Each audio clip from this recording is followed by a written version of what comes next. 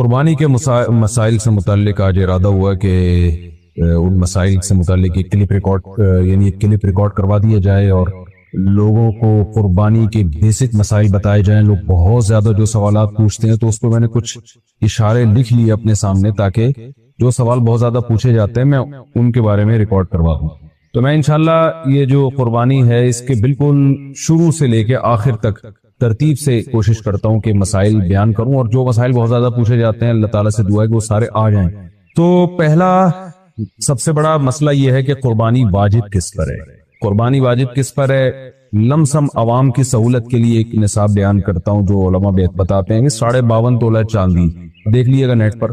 تو اتنی مالیت کا کسی کے پاس سونا ہو یا چاندی ہو یا تجارتی مال ہو. تجارتی مال کہتے ہیں وہ سامان جو بیچنے کے لیے آپ نے خریدا ہے, یا کیش رقم ہو, یا یہ کہ ضرورت سے زائد سامان. ضرورت سے زائد سامان کہتے ہیں وہ سامان جو پورے سال بھی استعمال نہ ہوتا ہو.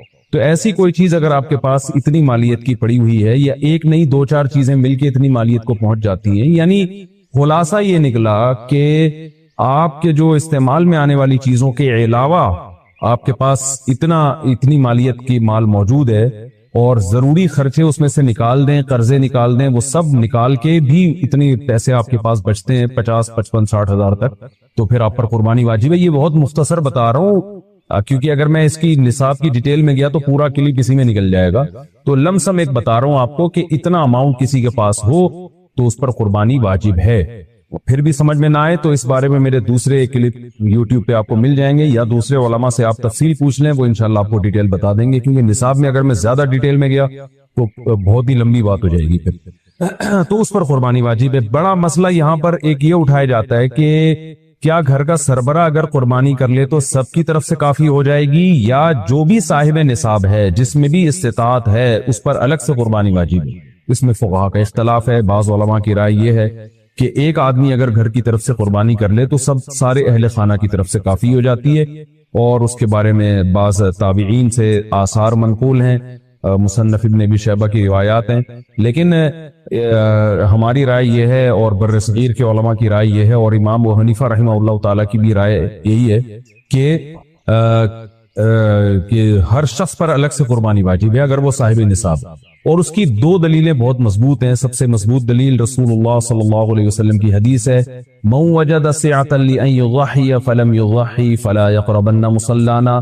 آپ صلی اللہ علیہ وسلم نے فرمایا جس کے پاس قربانی کی طاقت تھی اور اس نے قربانی نہیں کی تو وہ ہماری عیدگاہ کے قریب بھی نہ پہنچے. تو اس سے پتہ چلتا ہے کہ جس کے پاس بھی طاقت ہے, تو اس میں یہ نہیں ہے کہ گھر کا سربراہ سب کی طرف سے کرے گا. تو یہ جو ہے ایسا نہیں ہے, بلکہ صاف الفاظ ہیں حدیث کے کہ جس کے پاس بھی استطاعت ہے تو وہ اس پر قربانی اس کو کرنی پڑے گی. اور دوسری دلیل یہ ہے کہ عبادات میں کہیں بھی ایسا نہیں ہوتا کہ ایک کی عبادت دوسرے کی طرف سے کافی ہو جائے. تو اس پر قیاس کا تقاضا بھی یہی ہے کہ جب اسلام میں کوئی بھی ایک عبادت دوسرے کی طرف سے کافی نہیں ہوتی تو یہ کیسے ممکن ہے کہ قربانی جو مستقل سنت ابراہیمی ہے وہ ایک کرے اور دوسری کی طرف سے بھی وہ خود بخود ادا ہو جائے. تو یہ اس کا بھی تقاضا ہے. بعض حضرات یہ دلیل دیتے ہیں کہ حضرت ابو بکر اور عمر رضی اللہ عنہما قربانی نہیں کرتے تھے. اچھا سوری, یہ دوسرے مسئلے کی دلیل ہے. تو پہلا تو یہ ہو گیا کہ قربانی ہر صاحب استطاعت پر لازم ہے. بیگم کے پاس اگر زیور ہے اور اتنی مالیت کا ہے تو اس پر بھی قربانی واجب ہے. پھر وہ الگ بات ہے کہ اس کی طرف سے میاں اس کی پرمیشن سے کر دے, یعنی واجب تو اس پر ہوگی لیکن ضروری نہیں ہے کہ وہ خود کرے, اس کی طرف سے اس کا میاں بھی کر سکتا ہے اس کی پرمیشن سے, اجازت سے, اور میاں اپنی طرف سے بھی ایک کر دے اور بیگم کی طرف سے بھی ایک کر دے. یعنی گھر کے ایک فرد کرے گا اور سب کی طرف سے کافی ہو جائے یہ نہیں ہے, بلکہ ہر فرد کو الگ کرنی پڑے گی. وہ الگ بات ہے کہ اپنے پیسے سے کرنا ضروری نہیں ہے, وہ فرد خود کرے یا کسی سے کروا دے. پھر جب کسی سے قربانی کروائے گا تو اس کو پیسے دے, یا جو قربانی اس کی طرف سے کر رہا ہے وہ خود اپنے پیسے استعمال کر لے تو بھی ٹھیک ہے. یعنی یہ بھی ٹھیک ہے کہ آپ کے جو ابا ہیں, آپ کے جو والد صاحب ہیں وہ قربانی کر رہے ہیں اور سب بالغ بچوں کی طرف سے کر رہے ہیں, پیسے کسی سے نہیں لے رہے, تو بھی ٹھیک ہے, کوئی حرج نہیں. یا شوہر بیوی کی طرف سے کر رہا ہے اور پیسے نہیں لے رہا اس سے, تو بہت اچھی بات ہے, ایسا نیک شوہر اللہ میاں سب کو دلائے. تو یا بیگم صاحبہ کر رہی ہیں اپنے خرچے پہ اور میاں کی طرف سے بھی کر رہی ہیں, میاں سے پیسے نہیں لے رہی, سبحان اللہ, بہت اچھا لگا آپ کو سن کے, تو ہمیں بھی بہت اچھا لگا. تو یعنی پیسوں کا ہر ایک کا ڈالنا ضروری نہیں. اچھا یہ بھی ایک مسئلہ ہوتا ہے کہ بڑا بھائی کر رہا ہے سب کی طرف سے اور سب سے آدھے آدھے پیسے لے رہا ہے قربانی کے, وہ یا تھوڑے تھوڑے پیسے لے رہا ہے, باقی پیسے اپنی جیب سے ڈال رہا ہے, تو بھی ٹھیک ہے. یعنی جس کی طرف سے قربانی ہو رہی ہے اس کے لیے خود سے پیسے یعنی خرچ کرنا ضروری نہیں ہے. اس کی طرف سے اگر کوئی اور خرچ کر دیتا ہے تو بھی ٹھیک ہے, چاہے پورے پیسے خرچ کرے یا آدھے پیسے خرچ کرے. قرضہ لے کے بھی قربانی کی جا سکتی ہے. آپ کے پاس اگر پیسے نہیں ہیں تو آپ قرضہ لے کے کر سکتے ہیں, اگر آپ کو یقین ہے کہ میں یہ قرضہ بعد میں لوٹا سکتا ہوں. البتہ قرضہ کھا کے قربانی ٹھیک نہیں ہے کہ آپ نے کسی کا قرضہ دینا ہے, وہ مانگ رہا ہے, دروازے پہ کھڑا ہوا ہے, وہ دے نہیں رہے اور آپ اس کے پیسوں سے بکرے کاٹ رہے ہیں آپ, یہ ٹھیک نہیں ہے. یہ آخرت کے لیے بھی نقصان دہ ہے اور وہ بکرے کے لیے تو نقصان دہ بہرحال ہے ہی ہے.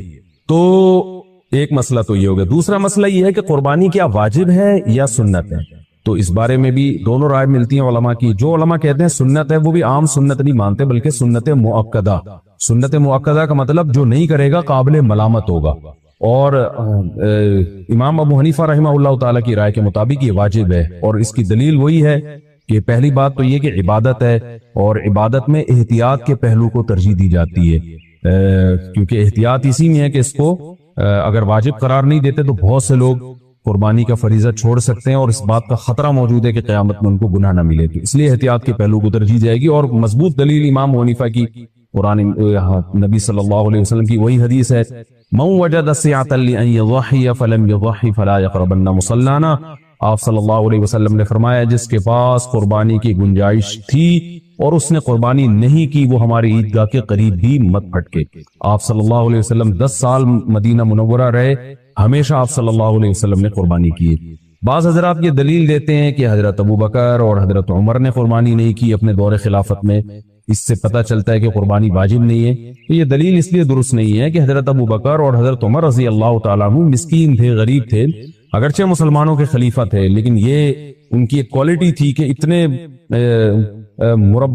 لاکھوں مربع میل کے مالک ہونے کے باوجود وہ پیون زدہ کپڑے پہنتے تھے. تو صاحب استطاعت پہ قربانی واجب ہے. یہ دونوں حضرات بڑے تھے مگر قربانی نہیں کی انہوں نے, جیسے کہ روایت میں آتا ہے اس کی وجہ استطاعت نہ ہونا.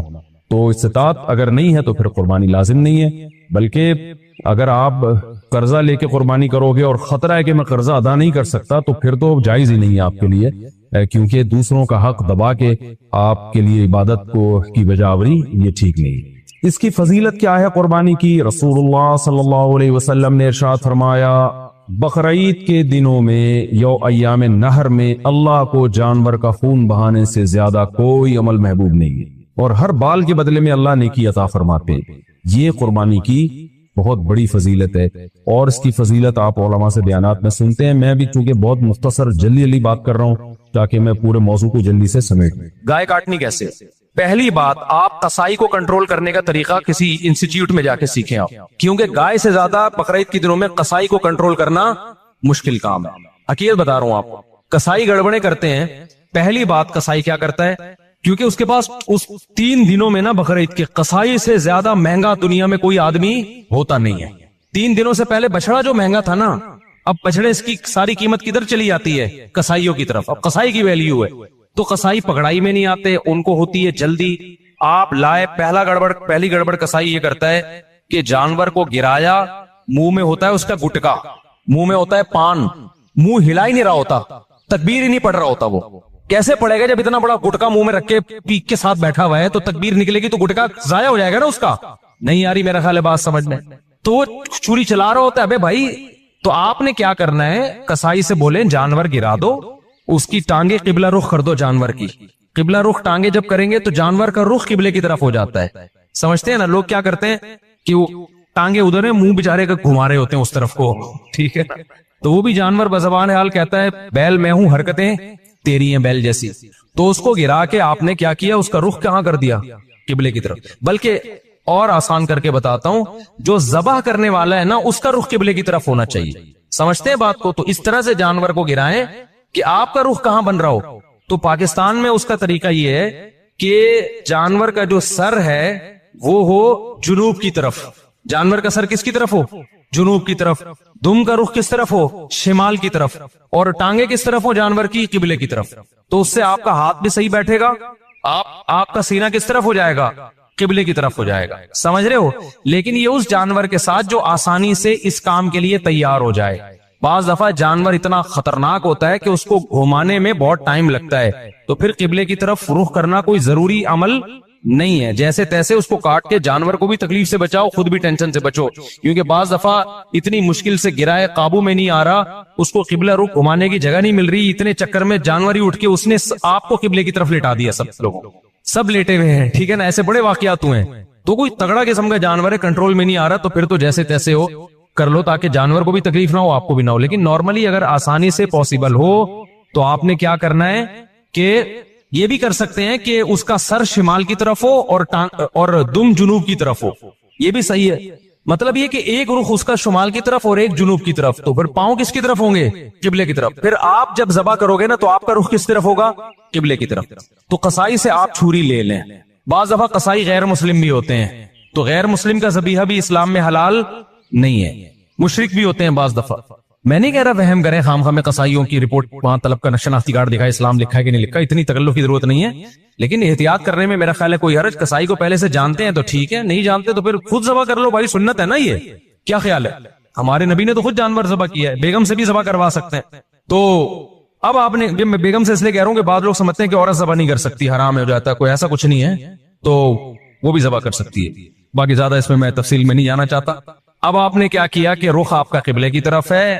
کسائی سے صرف یہ پوچھ لے چھری رکھنی کہاں پر ہے, کیونکہ ہمارے ایک جاننے والے نے بکرا ذبح کیے, یہاں سے کاٹ دیا, اتنی لمبی گردن اس کی, تو اتنا بھی نہیں ہوتا بھائی, جہاں سے کاٹنا ہے وہاں سے کاٹو.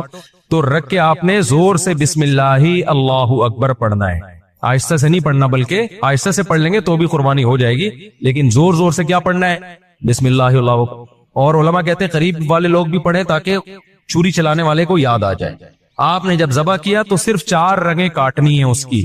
ایک نرخرا, یہ جو خوراک کی نالی ہے, ایک سانس کی نالی ہوتی ہے, اور 2 ودج ہوتی ہیں جو دل سے پریشر کے ساتھ خون دماغ کی طرف لے کے جا رہی ہوتی ہے نا, 2 نالیاں, بہت پریشر سے اس سے خون نکلتا ہے. تو یہ 4 ٹوٹل نالیاں کٹ جائیں گی.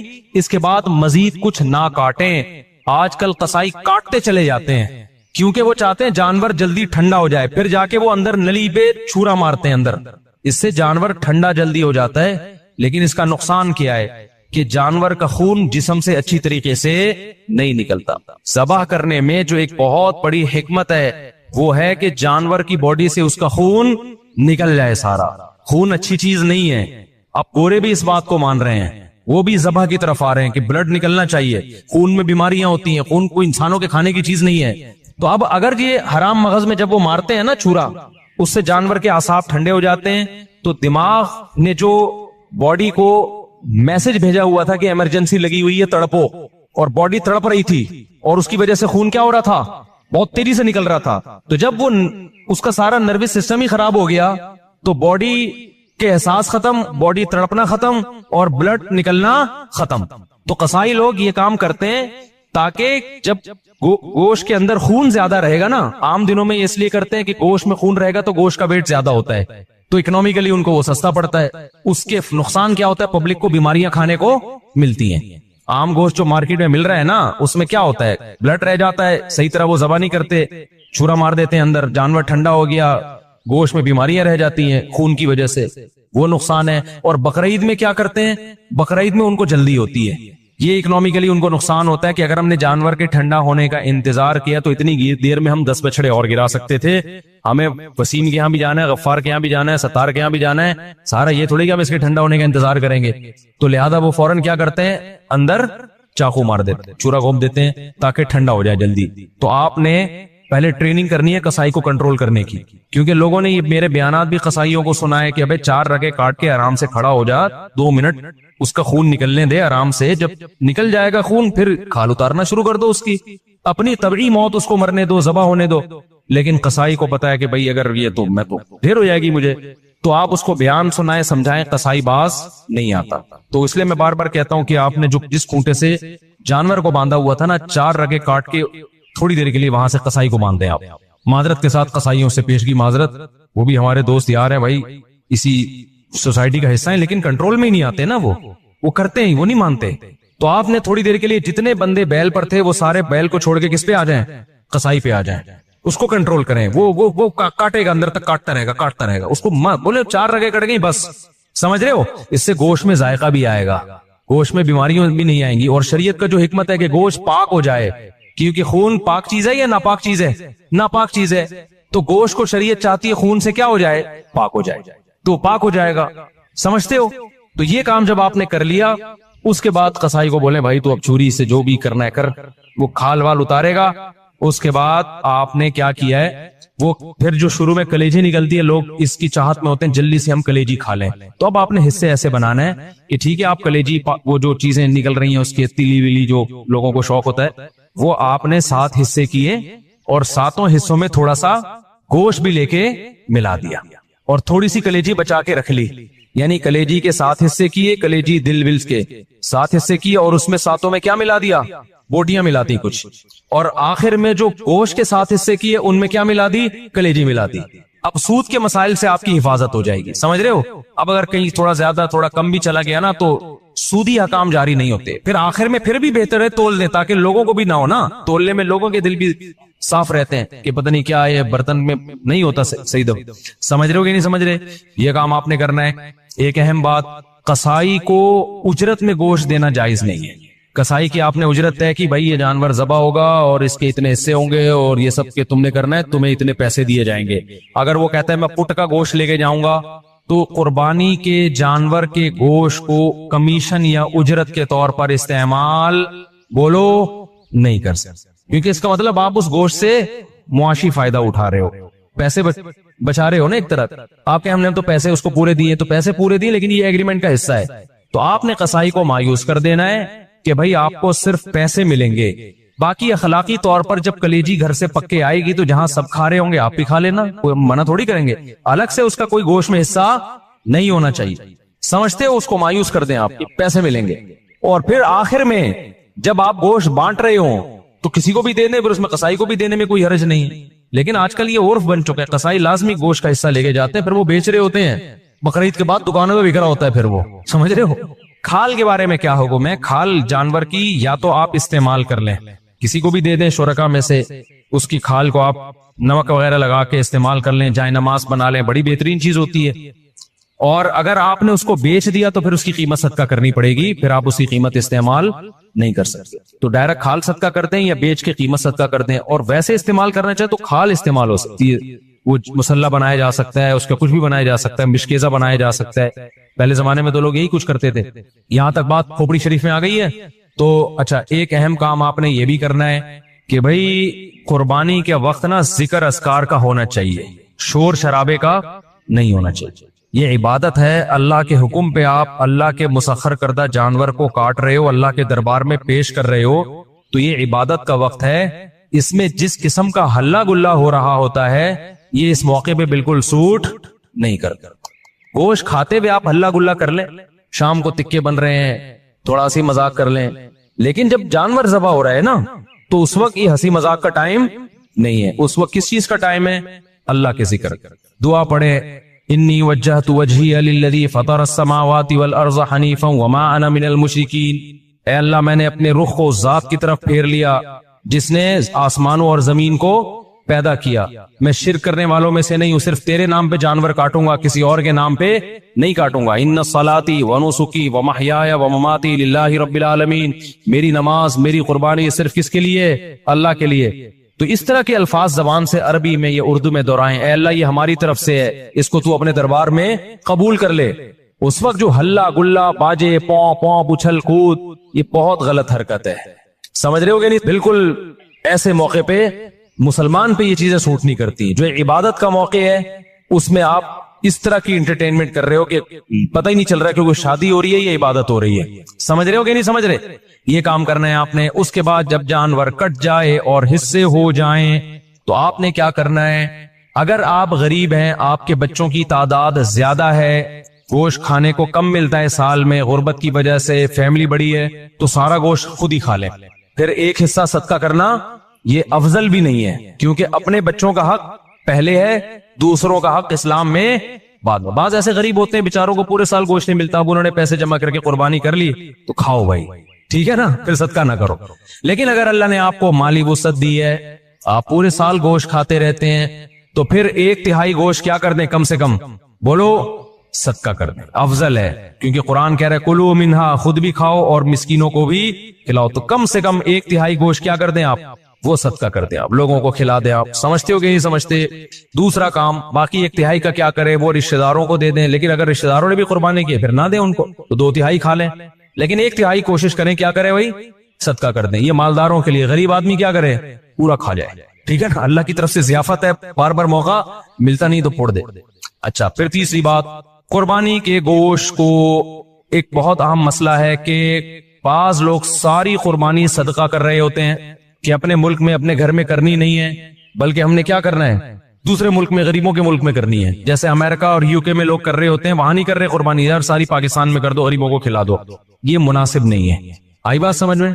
کیونکہ قربانی میں یہ اصل صدقے کا حکم نہیں ہے, اصل صدقہ بھی ہے اس میں ضمناً, اصل تو حکم یہ ہے کہ بقرعید کے 3 دن ہیں, اللہ چاہتا ہے میرے نام پہ جانور کاٹو اور پھر اللہ کی طرف سے آپ کے لیے اس کی میزبانی ہے.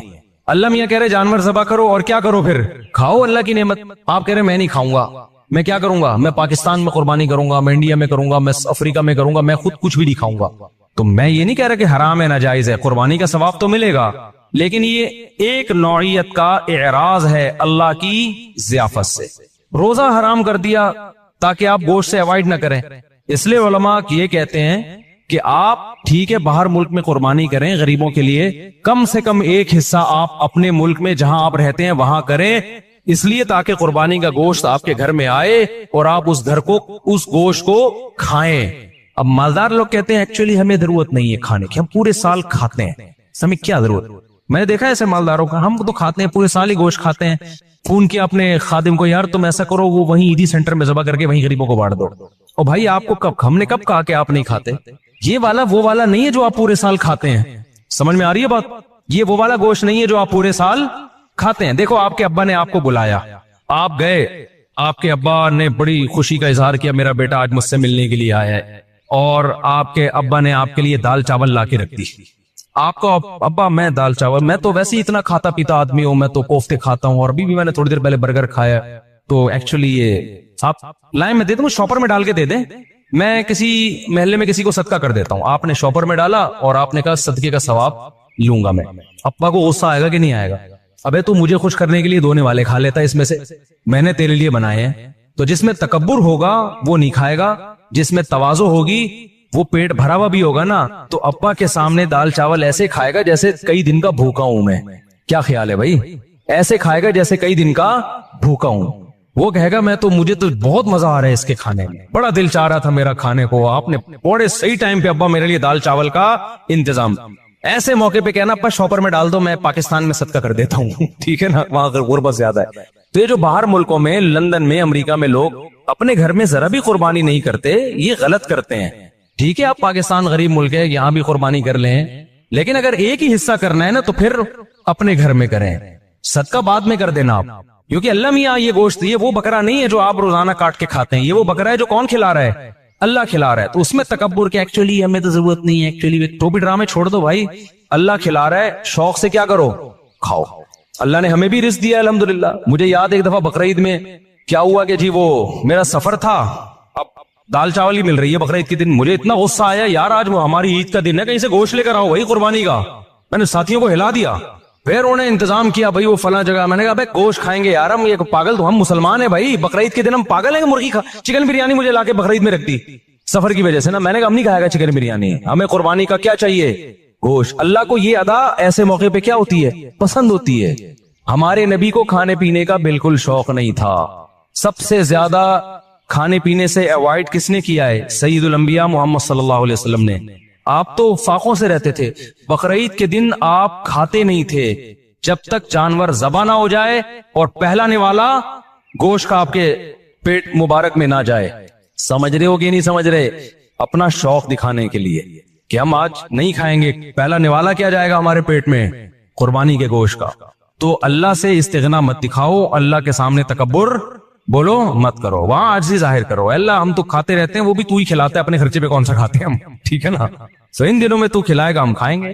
تو اس لیے بقرعید کو کوشش کریں ناشتہ بھی نہ کریں قربانی کے، لیکن یہ قربانی کے گوشت جب ٹائم پہ مل جائے، ورنہ آج کل جو قربانی کا گوشت کسائی لوگ عصر میں تیار کر رہے ہوتے ہیں تو پیٹ کمر سے چپک کے خود قربانی کا بکرا بنا ہوا ہوتا ہے آدمی. پہلے زمانے میں ٹھک ٹھک ٹھک قربانی ہوتی تھی. تو اس لیے بقرعید کے دن جو ہے نا، جو یورپ امریکہ میں لوگ رہتے ہیں، بھائی اپنے گھر میں قربانی کا گوشت لایا کرو، کھایا کرو، بچوں کو بھی کھلاؤ. بولو، بچے پوچھیں ابا آج کیوں بکرے کھائے جا رہے ہیں؟ بیٹا یہ ہمارا عید کا دن ہے اور یہ ضیافت کس کی طرف سے ہے؟ اللہ کی طرف سے. آج ہم گوشت کھائیں گے. سمجھتے ہو کہ نہیں سمجھتے ہو؟ ہاں، جس کو پرہیز ہے بڑے گوشت سے وہ بکرا کھا لے. ایسا نہ ہو کہ اتنا فارم میں آ جائے کہ ڈاکٹر نے منع کیا ہوا ہے بڑا گوشت کھانے سے. بعض لوگ یہ بھی کر رہے ہوتے ہیں، بھائی اللہ میاں نے جب کھلا رہا ہے تو میں تو کھاؤں گا. ڈاکٹر کہہ رہے تو گائے مت کھا، ٹھیک ہے نا، تیرا کولیسٹرول بہت بڑھ چکا ہے. آپ کہہ رہے ہو اللہ کھلا رہا ہے، تو اللہ تو کھلا رہا ہے، لیکن اللہ کہہ رہا ہے پہلے اپنی صحت بھی دیکھو نا. تو اپنی صحت کے حساب سے آپ نے کیا کرنا ہے؟ اس کو کھانا ہے. تو اللہ کا شکر ہے اب تک ہماری صحت تو افورڈ کر رہی ہے، ہم کھا لیتے ہیں، تو ہم تو کھائیں گے بھائی. تو اس لیے خوشی سے کھایا کرو، رغبت سے کھایا کرو. ہمارے نبی نے جب حج کے موقع پہ عید الاضحیٰ کے دن 100 اونٹ ذبح کروائے. آپ نے 100 اونٹ، 60 اپنے ہاتھوں سے کیے، باقی حضرت علی سے کروائے، نہر کروائے. اور شدید بھوک کا ٹائم تھا کیونکہ حج کیا آپ نے. کتنی تھکاوٹ ہوتی ہے 10 ذی الحجہ کو حاجیوں کو. میں نے جب یہ حدیث سنی نا مجھے بڑا مزہ آیا، کیونکہ ہمارے پیٹ بھی کمر سے چپکا ہوا تھا حج میں، بھوک سے حالت خراب ہو گئی تھی. تو پھر وہ حدیث آئی سامنے کہ نبی صلی اللہ علیہ وسلم جب شدید بھوک کی حالت میں، شدید تھکاوٹ میں، تو آپ نے صحابہ سے پوچھا الیس ھذا یوم النحر، کیا یہ قربانی کا دن نہیں ہے؟ کتنا مزہ آیا ہوگا نا کہ یہ دن کون سا ہے بھائی؟ یہ تو قربانی کا دن ہے، یہ تو کھانے پینے کا دن ہے. صحابہ نے کہا ہاں یا رسول اللہ. آپ نے 100 اونٹ نہر کروائے، پھر ہر اونٹ کا گوشت جمع کر کے اس کی یخنی بنائی گئی، اور اس یخنی کو آپ صلی اللہ علیہ وسلم نے پیا، تاکہ 100 کے 100 اونٹ جو اللہ کے نام پہ ذبح ہوئے ہیں سب سے تناول کرنے کا موقع مل جائے. تو ہمارے نبی تو استغنا نہیں کر رہے کہ میں کیوں کھاؤں بھائی، ٹھیک ہے نا. اور کتنا زبردست مزہ آیا ہوگا نا. وہ گوشت کی یخنی کتنی مزے کی ہوتی ہے. بھوک کی حالت میں جب آپ یخنی کھائیں، آپ لوگ کو نہ بھوک لگ رہی ہے نہ گوشت کا مزہ ہے، تو آپ لوگ کی سمجھ میں باتیں بالکل، ایک 4 شادیوں کی باتیں آپ کی سمجھ میں نہیں آئیں گی، ایک گوشت کھانے کی باتیں آپ لوگ کی سمجھ میں نہیں آئیں گی. اس کے لیے کچھ دن ماحول بدلنا پڑے گا آپ کو، ٹھیک ہے نا.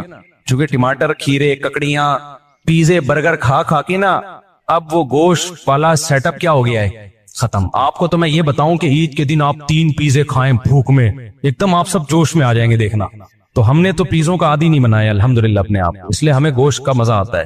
تو اونٹ کہ نبی صلی اللہ علیہ وسلم نے 100 اونٹ ذبح کیے، اور 100 کی 100 میں سے کیا کیا ہے، اس کا شوربہ بنا کے آپ نے پیا ہے. گوشت بھی کھایا ہوگا یقیناً.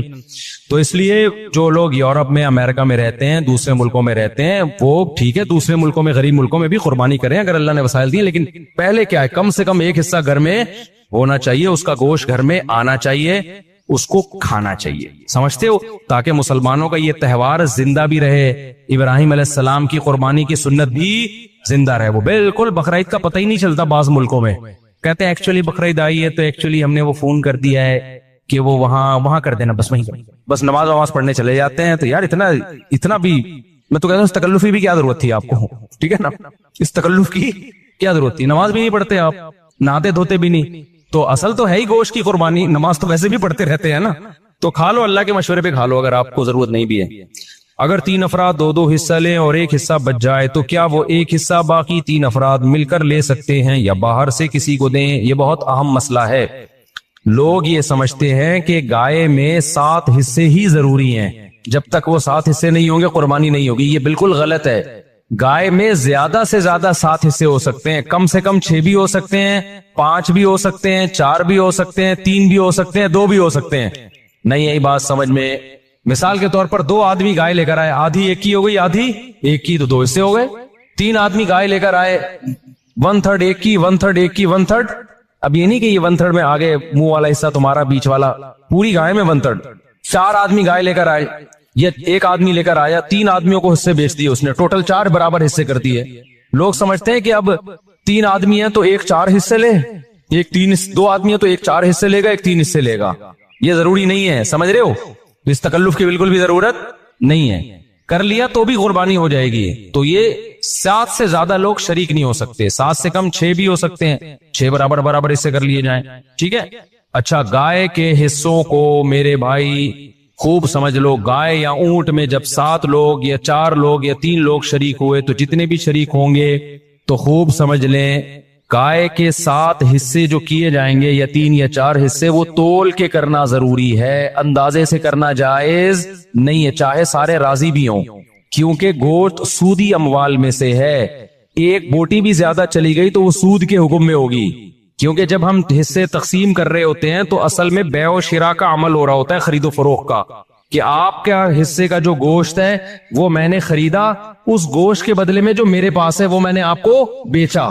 تو گوشت کے بدلے میں جب گوشت بکتا ہے تو وزن میں تول ضروری ہے، ذرا سا بھی زیادہ ہو گیا تو وہ کیا ہے؟ ربا، سود ہے، اور جب وہ سود اس میں شامل ہوگا تو وہ سب کے لیے ناجائز ہو جائے۔ اس صورت کے بہت سارے فضائل بھی ہیں۔ رسول اللہ صلی اللہ علیہ وسلم نے ارشاد فرمایا کہ قل هو اللہ احد ثلث القرآن، آپ صلی اللہ علیہ وسلم نے فرمایا کہ یہ صورت 1/3 قرآن ہے۔ حضرت قتادہ ابن نعمان رضی اللہ تعالی عنہ سے روایت ہے کہ ایک شخص رات کو قل هو اللہ احد کی بہت کثرت سے تلاوت کرتے تھے جادو سے بچنے کے لیے، تو رسول اللہ صلی اللہ علیہ وسلم کو بتایا گیا ان کے بارے میں، جس نے بتایا وہ سورہ یعنی قل هو اللہ احد کی اہمیت کو کم سمجھ رہے تھے، وہ سمجھ رہے تھے کہ یہ صرف سورہ اخلاص پڑھتے ہیں اور کچھ کوئی سورت نہیں پڑھتے۔ تو جب نبی صلی اللہ علیہ وسلم کو بتایا گیا تو آپ صلی اللہ علیہ وسلم نے فرمایا انہا لتعدل ثلث القرآن، یہ 1/3 قرآن کے برابر ہے، یعنی یہ سورت معمولی نہیں ہے، ہلکی نہیں ہے۔ یہ صحیح بخاری میں یہ روایت مذکور ہے۔ اور حضرت ابو سعید خدری رضی اللہ تعالیٰ عنہ سے ایک روایت ہے، وہ اس میں ہے کہ ایک شخص رات کو صرف سورہ اخلاص کی تلاوت کیا کرتے تھے نماز میں، تو ان کی شکایت لگائی گئی نبی صلی اللہ علیہ وسلم سے۔ شکایت لگانے والے نے،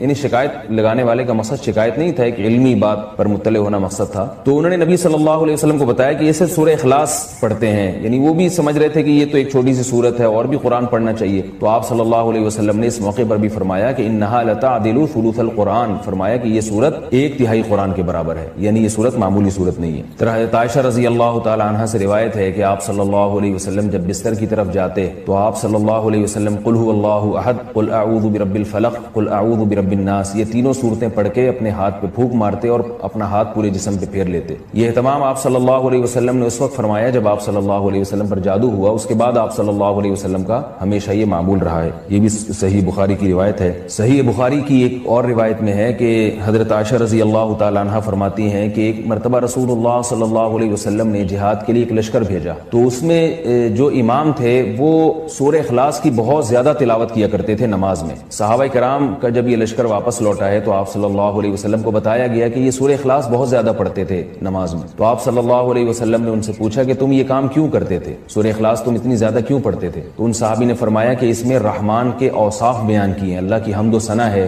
اور اس وجہ سے مجھے اس سورت سے محبت ہے، یعنی محبت ہے جس کی وجہ سے میرا دل چاہتا ہے میں اس کی بار بار تلاوت کروں۔ تو آپ صلی اللہ علیہ وسلم نے فرمایا کہ صحابہ سے فرمایا کہ ان کو خبر دے دو کہ اللہ بھی تم سے محبت کرتے ہیں۔ یہ بھی ایک سورت کی ایک بہت بڑی فضیلت ثابت ہوتی ہے۔ اور عبد الرحمن ابن ابزا رضی اللہ تعالیٰ عنہ سے روایت ہے کہ رسول اللہ صلی اللہ علیہ وسلم وتر کی نماز میں پہلی رکعت میں سبح اسم ربک الاعلی، دوسری میں قل یا ایھا الکافرون، اور تیسری رکعت میں سورہ اخلاص کی تلاوت کیا کرتے تھے۔ تو وتر میں تیسری رکعت میں سورہ اخلاص کا پڑھنا یہ فضیلت کی چیز ہے۔ حضرت عقبہ ابن عامر رضی اللہ تعالیٰ عنہ سے روایت ہے کہ میں ایک مرتبہ رسول اللہ صلی اللہ علیہ وسلم سے ملا تو آپ صلی اللہ علیہ وسلم نے فرمایا کہ کیا میں تمہیں ایسی صورت کی خبر نہ دوں کہ نہ وہ صورت اللہ نے تورات میں نازل کی، نہ ایسی صورت اللہ نے انجیل میں، اور نہ ہی ایسی صورت اللہ نے کسی اور مقام پہ قرآن مجید میں نازل کی؟ میں نے عرض کیا ضرور یا رسول اللہ۔ تو آپ صلی اللہ علیہ وسلم نے فرمایا وہ صورتیں قل هو اللہ احد، قل اعوذ برب الفلق اور قل اعوذ برب الناس ہیں۔ اور آپ صلی اللہ علیہ وسلم نے سے فرمایا کہ کوئی بھی رات ایسی نہیں ہونی چاہیے جو ان صورتوں کی تلاوت کے بغیر گزر جائے، یعنی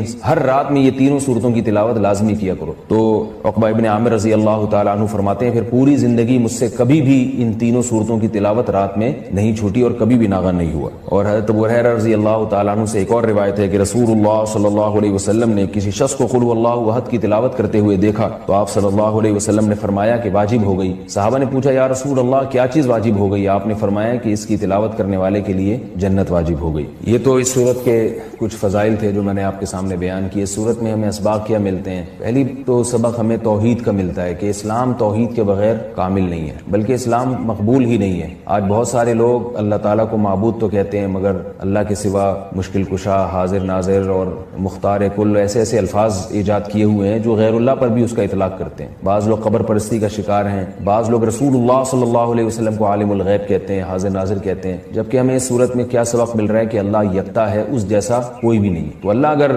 مشکل کشا ہے، حاجت روا ہے، تو پھر اگر ہم مخلوق کو بھی مشکل کشا اور حاجت روا کہہ دیں تو اس کا مطلب یہ ہوا کہ مخلوق بھی اللہ جیسی ہے، اس لیے کہ جو معبود ہے اس کی دو بنیادی صفات ہیں، علم اور قدرت۔ معبود میں دو چیزوں کا ہونا ضروری ہے، یعنی آپ جس کی عبادت کرتے ہیں اس میں دو صفات کا اعلیٰ وجہ الکمال ہونا ضروری ہے۔ ایک یہ کہ اس کی قدرت کامل ہو، وہ جو چاہے کر سکتا ہو، اور اسے اس کا علم کامل ہو، جیسے کہ قرآن مجید میں آتا ہے اللہ الذی خلق السبع سماوات ومن الارض مثلہن یتنزل الامر بینہن لتعلموا ان اللہ علی کل شیء قدیر وان اللہ قد احاط بکل شیء علما۔ اس آیت کا حاصل کیا ہے کہ اللہ نے اس پوری کائنات کو اس لیے بنایا تاکہ اللہ کے بارے میں دو چیزوں کا لوگوں کو یقین آ جائے۔ ایک یہ کہ لتعلموا ان اللہ علی کل شیء قدیر، کہ اللہ ہر چیز پر قادر ہے، وان اللہ قد احاط بکل شیء علما، اور اللہ کے علم سے کوئی بھی چیز خارج نہیں ہے، یعنی مختار کل بھی اللہ ہے اور عالم الغیب بھی اللہ ہے۔ تو اگر آپ اللہ کے علاوہ کسی اور کو بھی ان صفات میں اللہ کے ساتھ شریک کر دیں، چاہے وہ ذاتی کہہ کے کریں یا عطائی کہہ کے کریں،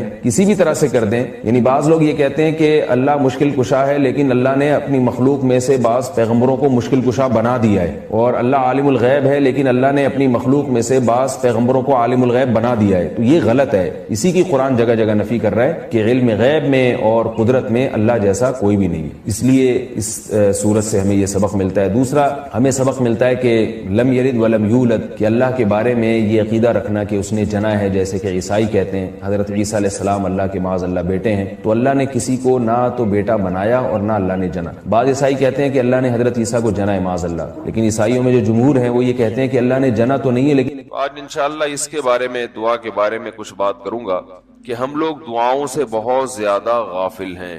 اللہ تعالیٰ نے قرآن مجید میں دعا کے بارے میں فرمایا ادعوا ربکم تضرعا وخفیا، اپنے رب کو پکارو عاجزی کے ساتھ اور چپکے سے، جیسے اللہ نے نماز کا حکم دیا، اللہ نے زکوٰۃ کا حکم دیا۔ قربانی لازم کس پر ہے؟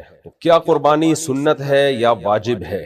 دیکھیں، قربانی مالدار شخص پر واجب ہے، گو کہ یہ مسئلہ اسلاف میں اختلافی ہے۔ بعض اسلاف اس کے قائل ہیں کہ یہ سنت مؤکدہ ہے، بعض اس کے قائل ہیں کہ یہ واجب ہے۔ سنت مؤکدہ بھی واجب کے قریب قریبی ہوتی ہے، لیکن قربانی جو ہے وہ واجب ہے۔ اس کی دلیل نبی صلی اللہ علیہ وسلم کی یہ صحیح حدیث ہے من وجد ساعة لأن يضحي فلم يضحي فلا يقربن مصلانا، جس شخص میں قربانی کی گنجائش ہو قربانی کرنے کی اور وہ قربانی نہ کرے تو ہماری عیدگاہ کے وہ قریب بھی نہ پھٹکے، تو بڑی شدید وعید ہے۔ بعض حضرات یہ دلیل دیتے ہیں کہ حضرت ابو بکر اور عمر رضی اللہ تعالی عنہما قربانی نہیں کرتے تھے، اور حدیث کے الفاظ ہیں کراہیۃ ان یقتدی بہما، اس خوف سے کہ لوگ ان کی اقتدا کرنا نہ شروع کر دیں۔ تو اس کا جواب یہ ہے کہ سیدنا ابو بکر اور سیدنا عمر رضی اللہ تعالی عنہما یہ دونوں صحابہ غریب تھے، مسکین تھے، پیون زدہ کپڑے پہنا کرتے تھے، تو آپ نے قربانی اس لیے نہیں کی کہ اگر آپ قربانی کرتے تو لوگ سمجھتے کہ غریبوں پر بھی یہ لازم ہے، ورنہ اصولی طور پر دیکھا جائے کہ یہ کیسے ممکن ہے کہ ابو بکر و عمر نبی کی سنت کو چھوڑ دیں، اور چھوڑیں بھی اس لیے تاکہ ایسا نہ ہو ہم کریں تو لوگ قربانی کرنا شروع کر دیں گے، تو بالکل ایک عجیب سی بات ہو جائے گی۔ صحابہ تو نبی کے عمل کو زندہ کرتے تھے تاکہ لوگ اس کو کریں، تو ابو بکر عمر رضی اللہ عنہما نے اس لیے نہیں کی کہ آپ بہت مسکین تھے، صرف غریب نہیں تھے، بہت زیادہ مسکین تھے، تو اس لیے آپ اگر کرتے تو لوگ یہ سمجھتے کہ شاید سب پر واجب ہے یہ، تو غریب لوگ بھی قرضے لے لے کے اور مشکل میں پڑ کے پھر قربانی کرنا شروع کر دیتے، تو اس لیے ان دونوں نے نہیں کی۔ لیکن صحیح حدیث سے ہمیں معلوم یہی ہوتا ہے کہ نبی صلی اللہ علیہ وسلم نے فرمایا جس کے پاس قربانی کی گنجائش تھی اس نے نہیں کی، وہ ہماری عیدگاہ کے قریب نہ پھٹکے۔ وہ مسئلہ اختلافی ہے، اسلاف میں اختلاف تھا، لیکن دلیل کے لحاظ سے راجح بات یہی معلوم ہوتی۔ دوسری بات، عبادات میں احتیاط کے پہلو کو ہمیشہ ترجیح دی جاتی ہے۔ دوسرا مسئلہ یہ ہے کہ کیا گھر کا سربراہ اگر قربانی کرے تو سب کی طرف سے ادا ہو جائے گی؟ یہ بھی مسئلہ اسلاف میں اختلافی رہا ہے۔ بعض اسلاف اس کے قائل ہیں کہ گھر کا سربراہ اگر کرتا ہے تو سب کی طرف سے قربانی ادا ہو جاتی ہے، لیکن اس بارے میں بھی اس حدیث کی بیس پر ہمارا موقف یہی ہے کہ جو بھی صاحب استطاعت ہے اس پر قربانی لازم ہوگی، اور دلیل یہی ہے من وجد ساعة لأن يضحي فلم يضحي فلا يقربن مصلانا، جس کے پاس بھی گنجائش تھی قربانی کرنے کی اس نے قربانی نہیں کی، وہ ہماری عیدگاہ کے قریب نہ آئے۔ بہرحال اختلافی مسئلہ ہے، اس میں شدت جائز نہیں، کسی فریق پہ زیادہ ملامت یا طنز اور جو آج کل یوٹیوب پہ مناظرے بازی کے چیلنج ہوتے ہیں یہ ٹھیک نہیں ہے۔ تو احتیاط بہرحال اسی میں ہے کہ جو بھی صاحب استطاعت ہے وہ قربانی کرے۔ دوسرا مسئلہ ہے قربانی لازم کس پر ہے؟ تو قربانی صاحب استطاعت پہ لازم ہے، صاحب نصاب پہ لازم ہے۔ صاحب نصاب کسے کہتے ہیں؟ 5 چیزیں: سونا، چاندی، مال تجارت۔ مال تجارت کہتے ہیں ہر وہ سامان جو آپ نے بیچنے کی نیت سے خریدا ہو اور اب تک بیچنے ہی کی نیت ہو۔ اور چوتھی چیز ہے یعنی سونا، چاندی، کیش، مال تجارت، اور 5ویں چیز ہے ضرورت سے زائد سامان۔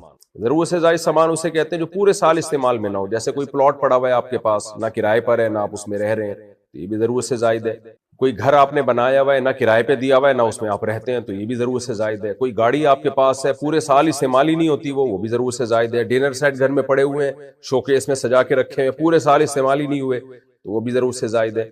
تو ضرورت سے زائد سامان یا سونا یا چاندی یا کیش اماؤنٹ یا تجارتی مال اگر آپ کے پاس 52.5 تولہ چاندی کے برابر ہے، آج کی تاریخ میں 52.5 تولہ چاندی کی جو بھی قیمت ہے وہ آپ سرچ کر لیں، بلکہ بقرعید کے دن جو بھی 52.5 تولہ چاندی کی قیمت ہوگی وہ آپ سرچ کر لیے گا، تو 1.5-2 لاکھ روپے بنتی ہے میرا خیال ہے۔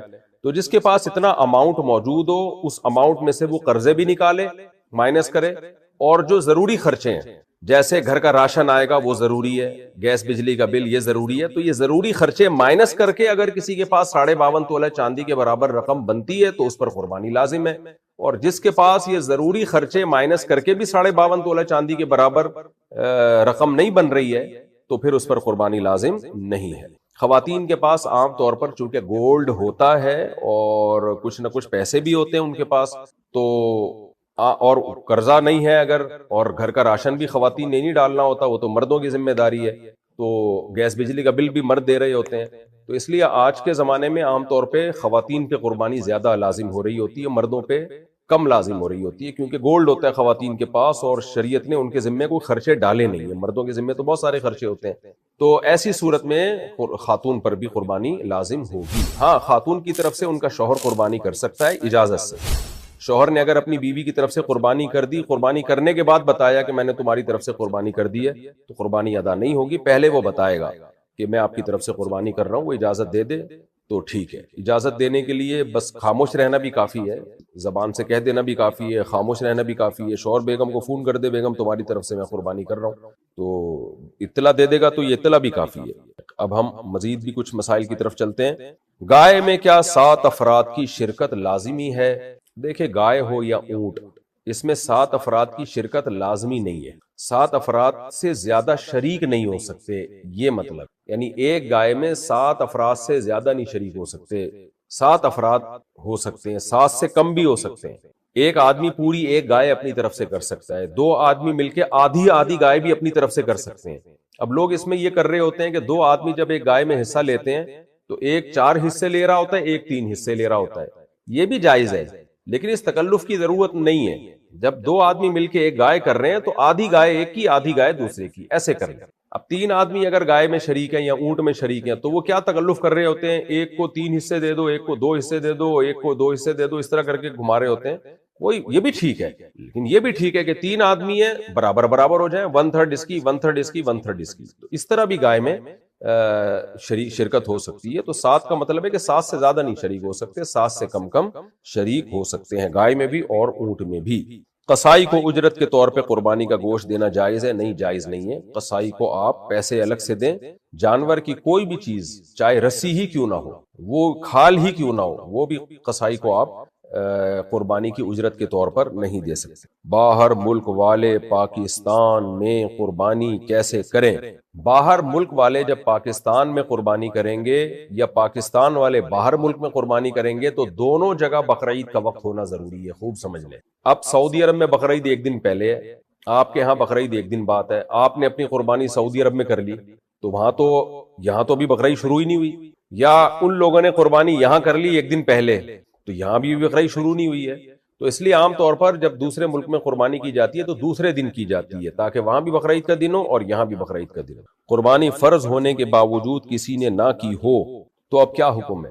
دیکھیں، اگر قربانی کسی سے رہ گئی، اس پہ لازم تھی، پھر بھی اس نے قربانی نہیں کی تو اب شریعت میں حکم یہ ہے کہ وہ قربانی نہیں کر سکتا، اب وہ جانور کی قیمت صدقہ کرے گا، یعنی ایک درمیانے درجے کے جانور، بکرا، بکر یا دمبا وغیرہ، تو اس کے ایک درمیانے درجے کے جانور کی قیمت غریب پہ صدقہ کر دے۔ اب وہ جانور کو ذبح کر کے یہ قضا نہیں کر سکتا، صدقہ کرنی پڑے گی قیمت اس کو۔ اچھا، قربانی کر کے گوشت نہ کھانے والوں کے لیے پیغام۔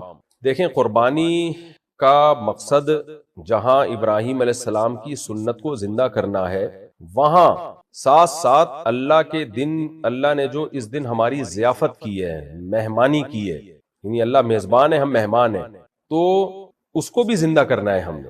اسی وجہ سے بقرعید میں 4 دن کے روزے حرام ہو جاتے ہیں، یعنی 10، 11، 12 اور 13 ایام تشریق کے روزے حرام ہو جاتے ہیں، تاکہ اللہ کی ضیافت سے اعراض لازم نہ آئے۔ تو اگر آپ دوسرے ملکوں میں قربانی کرتے ہیں ضرور کریں، لیکن کچھ نہ کچھ قربانی اپنی جگہ پہ بھی کرنی چاہیے، تاکہ آپ بقرعید والے دن قربانی کا گوشت کھائیں، تاکہ وہ جو اللہ تعالیٰ کی طرف سے ایک ضیافت ہے ہمارے لیے، اس میں ہمارے لیے شرکت ہو جائے۔ تو اس میں استغنا برتنا کہ ہمیں بالکل گوشت نہیں چاہیے۔ میں نے دیکھا ہے بعض لوگوں کے گھروں میں بقرعید کے دن بھی دال چاول بن رہے ہوتے ہیں یا چکن کھا رہے ہوتے ہیں، وہ یہ غلط بات ہے، ایک بے مروت، یعنی ایک ناشکری ایک طرح سے ہے یہ۔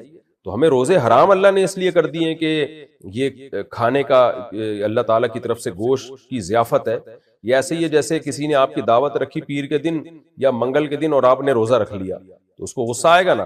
تو اللہ نے روزے حرام اس لیے کیے ہیں کہ یہ ایام اکل و شرب حدیث میں آتا ہے، تو اس لیے قربانی کا گوشت کچھ نہ کچھ خود بھی کھانا چاہیے، لہذا اپنے گھر پہ قربانی کرنی چاہیے۔ کیا ہم عید کے چوتھے دن قربانی کر سکتے ہیں؟ نہیں کر سکتے۔ کسی صحیح حدیث سے یہ بات ثابت نہیں ہے کہ نبی صلی اللہ علیہ وسلم نے عید کے چوتھے دن قربانی کی ہو یا کرنے کا حکم دیا ہو، جبکہ اس کے برخلاف صحیح احادیث سے، صحابہ کے آثار سے یہ بات ثابت ہے کہ ایام نہر صرف 3 ہے۔ اس پر میں دلائل سے ایک آڈیو بیان ریکارڈ کروا چکا ہوں کئی سال پہلے، تو اس لیے مضبوط قول یہی ہے کہ چوتھے دن قربانی نہیں ہوتی۔